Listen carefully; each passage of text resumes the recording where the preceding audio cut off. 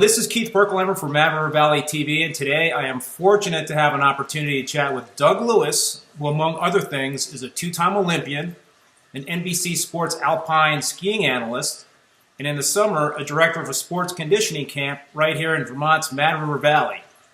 Doug is joining us via Skype in Park City, Utah. Doug, you are a busy man prepping to cover the Olympic Alpine skiing events for NBC Radio, so many thanks for carving out some time to chat. No problem. I was just putting my NBC notebook together, making sure I have my plane tickets, and putting together my converter and adapters so I can get power to my electronics when I'm in South Korea. Wow, yeah. So let's begin by talking about your connection to Vermont. You were born in Vermont, and you started skiing here at an early age. Can you talk about your memories as a kid skiing in Vermont and how you first became involved in ski racing?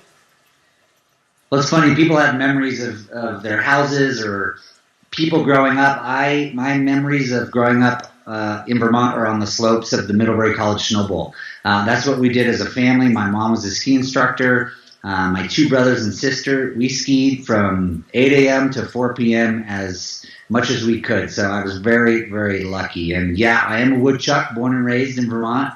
And for a variety of reasons, I now live in Park City for 9 months out of the year, but I still have a house up in Facein, and the valley is truly in my heart, always. So you attended Green Mountain Valley School, or GMVS, here in the valley. How did that experience prep you for your run-up to the Olympics? Well, growing up in Middlebury with the junior ski club, I learned to love skiing, and I got a lot of skiing. And it was at that point that I pretty much made my goals. If you asked me when I was 8 years old what I wanted to do, I was like U.S. ski team. But I was a little unrefined, and so I was lucky enough. My parents sent me and my brother to GMVS. And GMVS was, I think, 5 years old at this time. It was kind of the new kid on the block. But why my parents sent me there was because of the academics. A lot of the teachers then were from Middlebury. My parents went to Middlebury. They're like, okay, they got brains in those heads.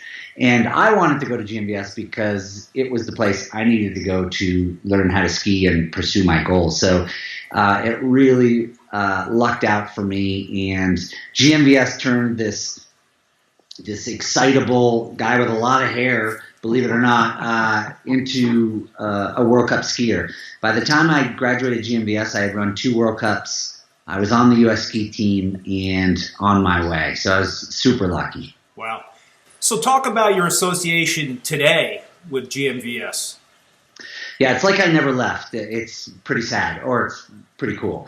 I'm on the board of directors, board of trustees, and quite active. We just went through a transition period, and we have a new head of school, so there's a lot of excitement, a lot of positive energy, and it's really fun to be involved right now. I travel around the world coaching, and whenever I can, I drop GMVS because really it changed me and made me the skier and person that I am today. It's also funny because I run elite team fitness camps, and we base out of GMVS. And here I am at 54 years old, a dorm parent, living in the dorms for 4 weeks a year at elite team, and it's like I've never left. I'm still at GMVS in the dorms. Wow. So you have a lot of connections to the valley, and you in the past had been with Sugarbush. At one point, you headed up their recreational racing programs there, and they even named a tree run after you called Lose Line. Yeah. So what comes to mind when you think about your days at Sugarbush? Really a close family. It's a family-run Vermont business, and truly, when I think of Sugarbush, I think of the terrain. I'm a skier. I ski hard, and Sugarbush has the terrain that matched my style. On the one side, it had Inverness, where GMVS trains, one of the best training hills for a ski racer in the world. It has terrain, it has a quick turnaround, it has steeps, it has everything. And then on the other side of it, it's got trees and paradise, and it's upper FIS, it's got everything. So I enjoyed skiing there as much as training. The one thing about naming a trail after me, you'd think as a racer, maybe rename Inverness. tree run for Doug Lewis, I don't know if it matches as perfectly as they thought. But I'll take it. Yeah, take it. So sticking with skiing in the Mad River Valley, and this is a fun question, I think. You were, and perhaps you still are, an adrenaline junkie. I read that you gap jumped 50 feet over a John Deere tractor on Bragg Hill Road in the Mad River Valley. What is the story behind that? What was it like, and did you stick the landing? It's a good story, and I think I may be an inch shorter because of my first attempt. But I have a house on top of Bragg Hill, have one of the best views in Vermont, and I was driving up and down Bragg Hill, Q Vassar all the time, and I thought I saw the potential for a gap jump over the road. And 2001 was the snow year. Everybody remembers so much snow, and I just started building this jump. I said, I'm going to do it. And I'm going to do it. And my wife's like, sure, you're going to do it. You probably shouldn't do it, but I'm going to do it. And finally, it happened. There was enough snow. I had to get a snowmobile. Jim Westell drove the snowmobile, and I had to, water ski off the back to get enough speed. And I gap jumped the road, and the first time in front of cameras, my wife was videoing, I had Mike Riddell doing the photos, and I came up about 4 feet short. So 25 feet out of the air onto a dirt road and slapped it, and I thought maybe I'm seriously hurt. But I couldn't give up, so the next round I said I just need a little bit more speed, right? So I got way more speed, over jumped the landing, landed in the field, and did like tomahawk down there. And my wife's like, oh my God. And I said, now I got it. I know the speed. So the third time, hit the speed perfectly, and then I just kept jumping it. And then Spike Vassar, whose house I bought, Spike comes up there with the John Deere, and I said, Spike, just park it right there and sit in there. He didn't understand what I was doing. I said, Spike, trust me. So I got going. He's like, what the heck? And I jumped over Spike Vassar in his John Deere on Bragg Hill. So it was awesome. And I have pictures to prove it. Well, I'd like to see the pictures and the video. That sounds incredible. But I've retired. It'll never happen. All right, never happen again. Okay, you're done. So now let's switch gears a bit and talk about World Cup skiing, racing. And Killington Resort in Vermont hosted a Women's World Cup event the past 2 years, and those events attracted a lot of spectators. Next year, they're doing it again. How important is it to the U.S. ski team to have an event in the East and be supported there? I don't know what took them so long to come back, but it is very important. They've run races in Aspen, where I raced World Cup, and in Vail, and Steamboat, and other places throughout the years. And they kind of gave up on the East, unfortunately. And we fought for it. Killington fought for it. Vera was involved with that, Vermont Alpine Racing Association. And we got the go-ahead, and we kept saying, just give it to us and we'll prove to you why. And boy, the East came out and proved to the world World Cup skiing belongs in Vermont. And I've done this a lot. I competed in 2 Olympics. I've covered 5 Olympics. I've been to Schladming and Kitzbühel and the big events. And Killington, for a Women's World Cup, is probably top 3. And that's including Olympics and World Championships. The crowd, the energy, the excitement, and the show, and the professionalism that Killington showed and Vera showed was amazing. And I hope it never leaves. But it is so important, because just think of the 13,000 fans, and about 8,000 were kids. They got to touch World Cup skiing. I never got to do that. I saw it on television, but to touch it and to see Michaela, it's pretty incredible. I think we have some more Michaelas because of it. Wow. So now let's talk about the upcoming Olympics in South Korea. What are the hopes you think of the U.S. ski team at this point? Can we put it on pause? We need some work.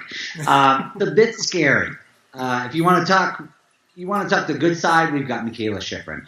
I expect 4 medals from her, gold and silver in the slalom and giant slalom, respectively. Super G, I expect a medal, and then gold in the combined. So you've got 4 right there. I know she's been in a little dip the last 2 weeks. She just DNF'd for the first time in forever in slalom. Giant slalom, she was 7th. So we can talk about that later. But Michaela's got got the potential for 4 to 5 medals. It's there. After that, you have Lindsey Vonn. You have to talk about Lindsey. You don't know which Lindsey's going to show up, but she's so talented. She's so focused and motivated. She will either win or get seriously hurt again. I expect her to win the downhill. But then after that, it's a tough road for the U.S. ski team. They've got Ted Ligety, who came off a third last week. So Ted is not a guaranteed giant slalom medal like he was in Sochi, but he has the potential. But other than that, it's going to take some kind of Doug Lewis performance like I did at the World Championship. It's going to take something inspired by a U.S. athlete to crack in there. But it's really, really troubling to see the lack of speed. I don't want to say lack of talent because we got talent, but lack of speed in the U.S. team right now. What about what's in the pipeline in terms of the junior Olympians? Any names we should be looking out for? Well, it's pretty exciting. We've got, I got to first talk about GMVS. We've got a couple of GMVSers on the team. Drew Duffy, who grew up skiing at Mad River Glen, isn't that a GMVSer? Mike Krupka, whose field I jumped into when I jumped over the gap on Bragg Hill. So we've got those two skiers right there who are in the pipeline. Krupka's at the World Junior Championships this week. So, everything is a learning experience for him, but who knows, unbelievable things can happen. So we've got a couple locals, and we do have a couple around the country that are getting the experience. But as I know, and as everybody knows, it takes something special. It takes a little luck. It takes a whole lot of work and it takes a long time. Everybody wants to be the best skier at 12, at 14. We want skiers to be the best at 24. And so I think we have some promise, we have some hope, but it's going to be a transition year for sure. So finally, a legendary ski filmmaker, Warren Miller, passed away last week at age 93. You appeared in a few of his films. What were your memories of Warren, and what kind of impact did Warren have on the ski industry? Warren changed the ski industry. He brought the fun, the passion, the love, and the humor to the world through his films. I mean, who doesn't remember at our age, at any age, but especially at our age, every fall was the Warren Miller film. And to hear him narrate it is legendary. And I put up some of the narration of him covering Kelly and I at Sugarbush up on the web, because you just hear his voice and you think skiing and you think love of skiing. So skiing took a big loss losing him, but he inspired so many. He motivated so many, and I think he'll never be forgotten. On a personal side, Kelly and I never skied. We never skied with Warren when we filmed. It was always a filmmaker, and then we were interviewed, and Warren was on his own narrating. But through a lot of events, Kelly and I got to know Warren pretty well, and he always remembered our names. He always remembered who we were and where we were from, and he kind of always liked Kelly better than me. He had something for those cute women skiers, but he was a gentleman, and he really changed the sport. Doug, thank you so much again for spending some time with us. Safe travels to South Korea, and enjoy the Olympics.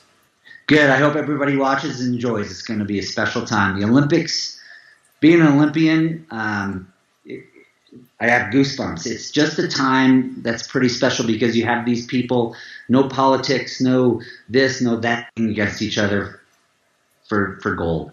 It's awesome. Hey, thanks again, Doug. You got it. All righty. Just a reminder that your support directly impacts our small community by helping our station provide public access to the airways and online platforms, giving community members a means to express their views and opinions. Please consider a 100% tax-deductible contribution to MRV TV by visiting the Donate section on mrvtv.com.